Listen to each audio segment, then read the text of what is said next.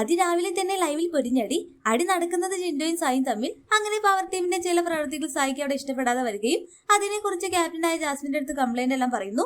അപ്പോൾ അത് കണ്ടുവന്ന ജിൻഡോ, ഇത് ശരിയല്ല സായി, ഞങ്ങൾ കിച്ചൺ ടീം ഇവിടെ കഷ്ടപ്പെട്ട് പണിയെടുക്കുമ്പോൾ നീ ഇവിടെ ക്യാപ്റ്റനുമായിട്ട് കഥയെല്ലാം പറഞ്ഞിരിക്കുന്നു, ഇത് ശരിയായ ഏർപ്പാടല്ലെന്ന് ഇങ്ങനെ പറയുമ്പോൾ സായി പറയുന്നു, ഞാൻ കഥയല്ല പറയുന്നത്, എന്റെ കംപ്ലൈന്റ് ആണ് പറയുന്നത്.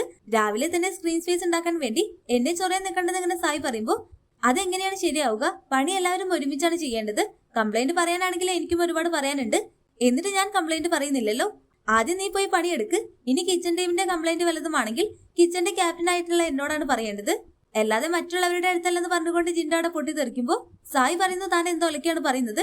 ഞാൻ കിച്ചന്റെ കംപ്ലൈന്റ് അല്ല പറയുന്നത്, എന്റെ പേഴ്സണൽ ആയിട്ടുള്ള കംപ്ലൈന്റ് ആണ്. കിച്ചന്റെ കംപ്ലൈന്റ് വല്ലതുമാണെങ്കിൽ എനിക്കറിയാം കിച്ചന്റെ ക്യാപ്റ്റന്റെ അടുത്ത് വന്ന് പറയാൻ. പിന്നെ താൻ പറഞ്ഞല്ലോ ഞാൻ ഇവിടെ ഒരു പണിയും എടുത്തിട്ടില്ലെന്ന്. ഇന്ന് രാവിലെ ദോശയെല്ലാം മൊത്തം ചുട്ടതാരാ? എന്നിട്ട് താൻ കിടന്ന് ഓവർ ആവരുത്. അപ്പോൾ ജിൻഡോ പറയുന്നത്, എന്തായാലും ഇത് ഞാൻ സമ്മതിച്ചു തരില്ല. എല്ലാവരും പണിയെടുക്കുമ്പോൾ നീ മാത്രം മാറിയിരുന്ന് കഥ പറയുന്നത് അത്ര നല്ല പരിപാടിയല്ല. ഇനി കിച്ചണിലെ പണിയെല്ലാം തീരുന്നത് വരെ ഇവിടെ പരസ്പരമുള്ള കഥ പറച്ചിലൊന്നും എല്ലാവടല്ലെന്ന് ഇങ്ങനെ ജിൻഡോട് പറയാണ്. അത് കേട്ട് ജാസ്മിൻ പറയുന്നുണ്ട്, നിങ്ങൾ വലിയ ഷോ ഇറക്കേണ്ട, ഞാനാണ് ഇവിടുത്തെ ക്യാപ്റ്റൻ അല്ലാതെ നിങ്ങളല്ല. നിങ്ങൾ കുറച്ചു മുന്നേ ശരണ്യേച്ചുമായി സംസാരിക്കുന്നതെല്ലാം ഞാൻ കണ്ടു, അപ്പൊ അത് നിങ്ങൾക്ക് കുഴപ്പമില്ലെന്ന് ഇങ്ങനെ ചോദിക്കുമ്പോൾ ജിൻഡോ അവിടെ വേഗം വിഷയമെല്ലാം മാറ്റുന്നു. എന്തായാലും രാവിലെ തന്നെ അടിയെല്ലാം തുടങ്ങി. എല്ലാം നമുക്ക് കാത്തിരുന്ന് കാണാം. ഹോട്ട്സ്റ്റാർ ലൈവ് അപ്ഡേഷൻ ചാനലിൽ ഉണ്ടാകും. ആദ്യമായി കാണുന്ന പ്രേക്ഷകർ യൂട്യൂബ് ചാനൽ സബ്സ്ക്രൈബ് ചെയ്യാൻ മറക്കേണ്ട.